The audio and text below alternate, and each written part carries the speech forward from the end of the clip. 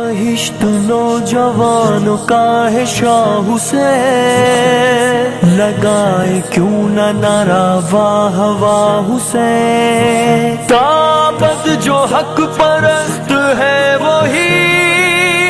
چلے گے تو نے جو دکھائی راہ حسین۔ ماہ محرم الحرام ایک بابرکت مہینہ ہے۔ اسلامی سال کا آغاز اسی محرم الحرام کے مہینے سے ہوتا ہے، اور اس کی یکم تاریخ کو امیر المومنین خلیفہ دوم حضرت عمر رضی اللہ تعالیٰ عنہ کی شہادت کا دن ہے، اور 10 محرم الحرام حضرت حسین رضی اللہ تعالیٰ عنہ کی شہادت کا دن ہے۔ تو حضرت عمر رضی اللہ تعالیٰ عنہ وہ ہیں کہ نبی اکرم صلی اللہ علیہ وسلم نے ان کے لیے ارشاد فرمایا تھا، لو کان بعدی نبی لکان عمر، میرے بعد اگر کوئی نبی ہوتا تو عمر تو نبی ہوتا۔ آپ نے فرمایا تھا اقتدو باللذین من بعد ابی بکر و عمر، میرے بعد تم لوگ پیروی کرو حضرت ابو بکر کی اور حضرت عمر کی۔ آپ علیہ السلام نے فرمایا تھا ان اللہ جعل الحق علی لسان عمر، اللہ نے عمر کی زبان پر حق بات کو جاری کر دیا، تو اللہ نے حضرت عمر کو ایک مقام عطا فرمایا۔ قرآن کریم کے ساتھ تو ایسا تعلق تھا، صحیح بخاری کی روایت ہے، فجر کی نماز پڑھا رہے تھے، جب اس آیت پر پہنچے انما اشکو بثی وحزنی الی اللہ، حضرت عمر اتنا رو رہے تھے کہ ان کے رونے کی آواز آخری صف میں سنائی دیتی تھی،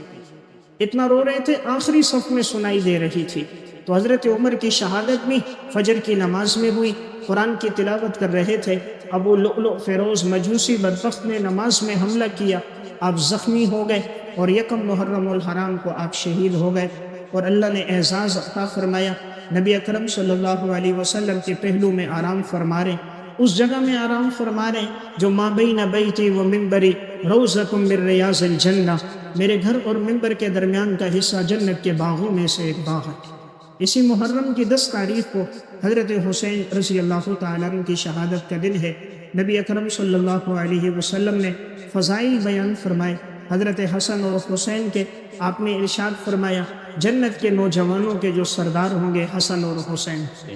تو اس لیے حضرات حسنین سے محبت ہمارے ایمان کا تقاضا ہے، انہوں نے اپنی جانیں دے کر دین اسلام کی آبیاری کی ہے۔ تو 10 محرم کے دن، 9 محرم کے دن ہو سکے تو آپ روزہ رکھیں، 9، 10 یا 10، 11،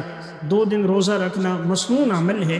اور 1 سال کے انسان کے گناہ معاف ہوتے ہیں۔ تو ممکن ہو آپ اپنے گھر والوں سے بھی کہیں، خود بھی روزہ رکھنے کا اہتمام کیا جائے، ان دنوں میں اعمال کا اہتمام کیا جائے، اور ساتھ ساتھ ابھی سے کچھ مطالعے کی عادت بھی بنائیں۔ حضرات صحابہ کے سلف کے واقعات پڑھتے رہے، آپ میں جو بچے پڑھ سکتے ہیں اردو، وہ ساتھ ساتھ پڑھنے کا معمول بنائیں، تاکہ ابھی سے آپ کو مطالعے کا شوق ہو جائے، صحابہ سلف کی سیرت سے واقفیت ہو جائے۔ تو یہ میں نے 6 گزارشات عرض کی ہیں، انشاءاللہ اگر یہ میری آپ کی زندگی میں ہوئی، امید ہے کہ ہمارے علم کا سفر بہت اچھا ہوگا، ہم جس مقصد کے لیے آئے وہ مقصد حاصل ہوگا، ہمارا علم پختہ ہوگا، مستقبل میں اللہ ہمیں عزت عطا فرمائے گا۔ اللہ ہم سب کو علم نافع عطا فرمائے، علم پر عمل کرنے کی توفیق عطا فرمائے۔ وآخر دعوانا ان الحمدللہ رب العالمین۔